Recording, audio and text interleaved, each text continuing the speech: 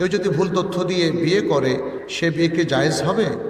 এবং সব জানার পরও তার সাথে সংসার করতে চায় কিন্তু স্বামী কোনো কাজ না করে, সেক্ষেত্রে তালাক দিতে পারবে কি? এটা তো অনেক বড় প্রশ্ন। প্রথম কথা হচ্ছে, ভুল তথ্য দিয়ে বিয়ে করলে দেখতে হবে সেই বিয়েটার মধ্যে ইজাব কবুল সহ ইসলামের মূল শর্তগুলো পরিপালিত হয়েছে কিনা। যদি পরিপালিত হয় বিয়ে হয়ে যাবে।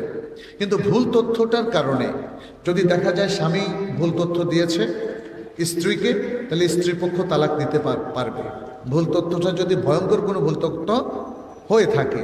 আবার যদি দেখা যায় স্ত্রীপক্ষ কোনো ভুল তথ্য দিয়ে বিয়েটা করিয়ে নিয়েছে, তাহলে এই তথ্যের কারণে তার বিয়ে ভাঙার অথবা তালাক দেওয়ার অধিকার লাভ করবে।